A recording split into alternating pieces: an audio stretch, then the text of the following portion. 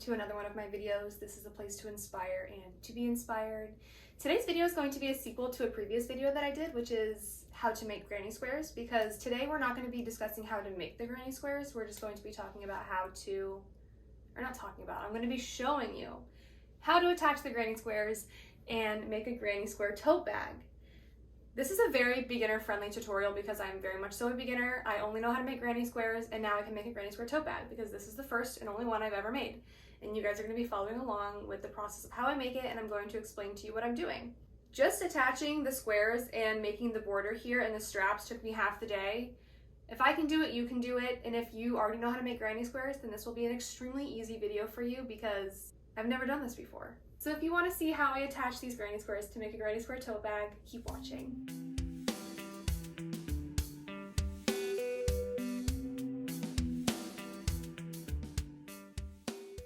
I'm gonna need this space.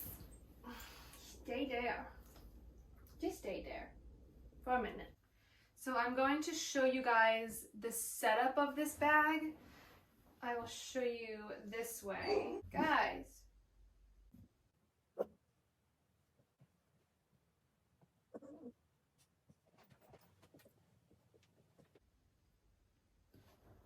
So I'm making one more square because I realized the one that I have has a white border, and for the last piece it actually needed to have the rust color border, so I'm just making one more square real quick. One more square real quick. I feel like I just word cursived. So this is how we want our setup to look. This is going to be the bottom of the bag here. These corners are going to be where the straps come out. When we put them together, it's going to look like this. And then these go back at the top. And then these are going to fold in and connect. So this is where the straps will be. And then this is our body of the bag. I think for a beginner, the easiest way for us to attach all of these squares is just going to be by using our yarn needle and going in between these loops and attaching them. I don't want to see the thread from the outside, so I want everything to be hidden. So I am going to flip everything upside down while I'm attaching them. And I'll bring the camera closer once I actually start. But I'm just going to go in through the back loops and sew them together with a very basic stitch. I think the easiest way to do this is going to be in rows. So I'll attach it this way, I'll attach all of these, and then attach all of these, and then attach this, and then go the other direction until they're all attached. And then once I've completed that, then we'll go over how I'm going to be making the straps. I'm still brainstorming how I want to do the straps, but by the time I attach all these together, I'll have it figured out, and then we can talk about it. And this part is going to be pretty self-explanatory, especially once I zoom in and you actually see where I'm putting the needle.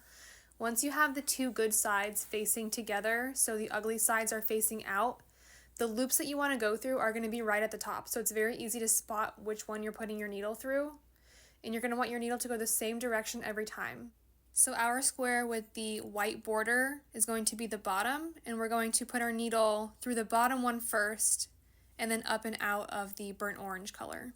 And we're going to continue that all the way across.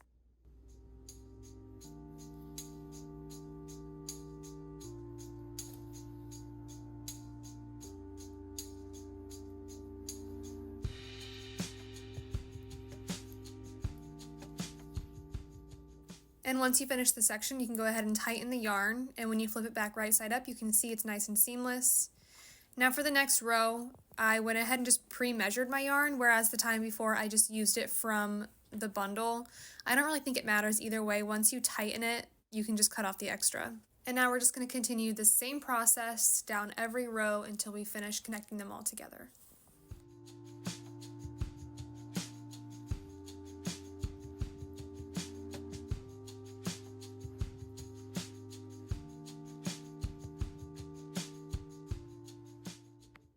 Okay, so they're all connected this way, and now I'm going to go back in and then attach these together and attach this together.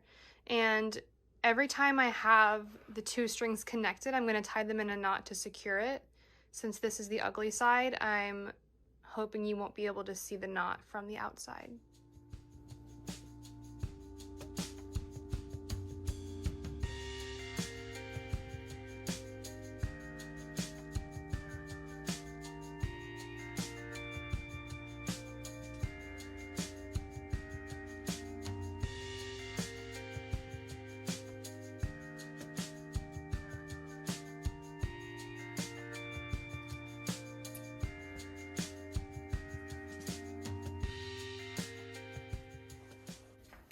Time for a little lunch break. I'm just making leftovers. We have leftover chicken thighs, quinoa, tomatoes, and fire roasted corn.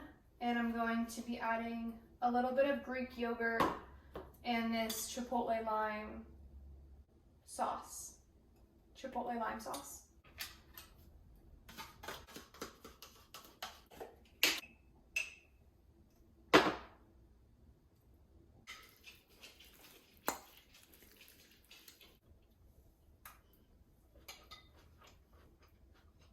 This is a new sourdough loaf recipe I'm trying. It's almost doubled in size.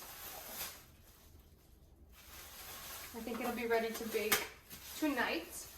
And I may or may not do another video once I do this of like an updated sourdough loaf video. I already have a sourdough loaf video that I've posted. And I don't really want this to be a baking channel. I bake sometimes, but I don't know, maybe once a month or once every couple months I'll add in a baking video, so. But I will be doing sourdough bagels soon. I already have that one filmed and I just haven't posted it yet. So by the time you're watching this, it may or may not be on the channel already. It's actually really nice out now.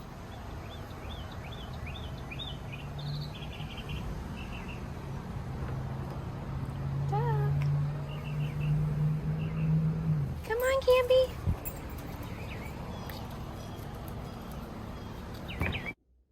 Okay, so we are back from our lunch break and this is all connected now. And we're going to continue when we fold these pieces in. We're going to continue connecting it here.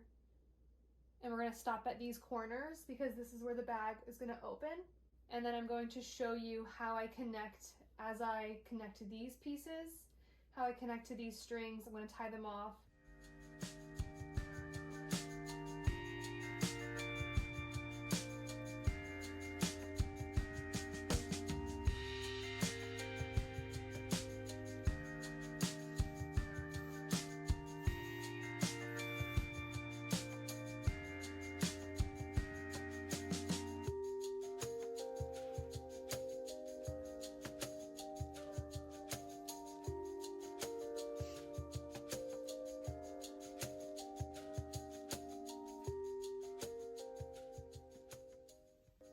Okay, so I've already connected to this spot here, and now I'm going to connect these two pieces.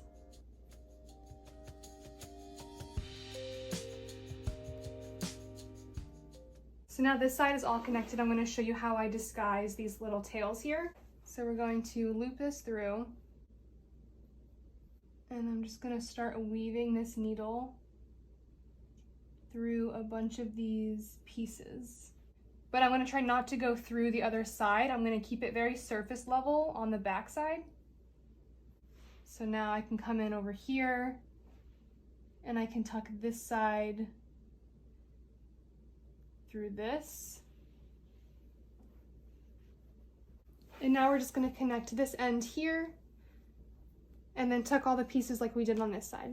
Okay, and now we're going to put it right side out. This is our tote bag. All completed. Now we just have to do the straps. For the straps, we're going to need our yarn again and our crochet hook. We're going to do a single crochet around this perimeter here. We're going to make a slip knot. So you're going to take the end, wrap it over your finger and across, grab the long string, pull it over, grab the back loop, pull it over, and there you go. So to start this, we're going to go through both of these loops here. We'll leave the tail for later. You'll yarn over, pull it through, grab the yarn again, and pull through both. And then we're going to go inside the next two, yarn over, and go through.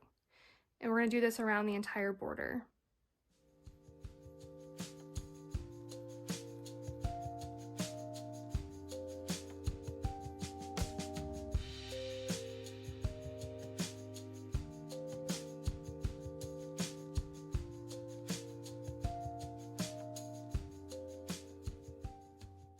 And we're going to want extra space here at our corner.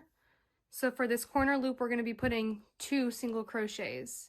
And for this low part here, I'm going to put my needle through these 2 on this side, and instead of looping over, I'm going to put it through the other 2 on this side, and then loop over, pull through, and then pull through. And then we'll continue on the other side, going through both of these.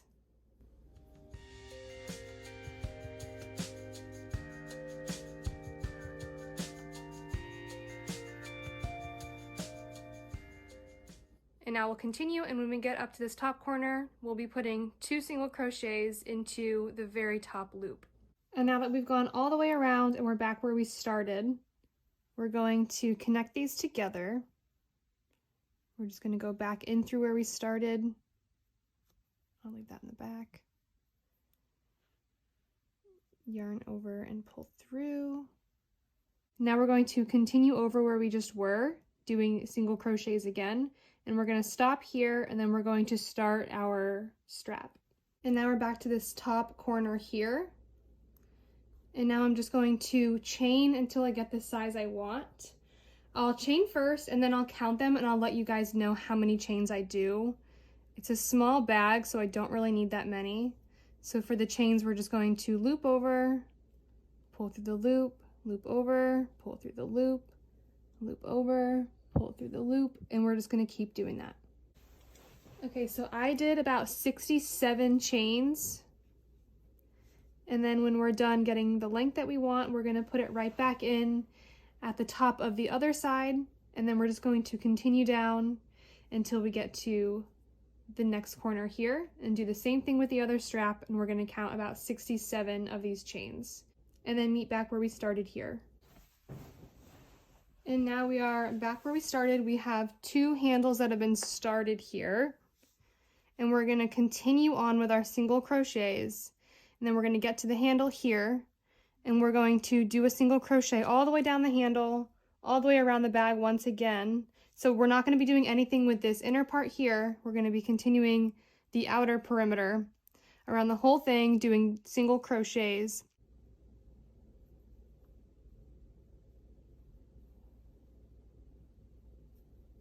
Okay, now we are back where we started, and now we're just going to chain 1, and then we're going to cut it here, pull this through, and tighten. So you could stop here and be done with the project, but I'm going to add 1 more layer of single crochets on the inside of each handle strap, just to make them a little bit thicker.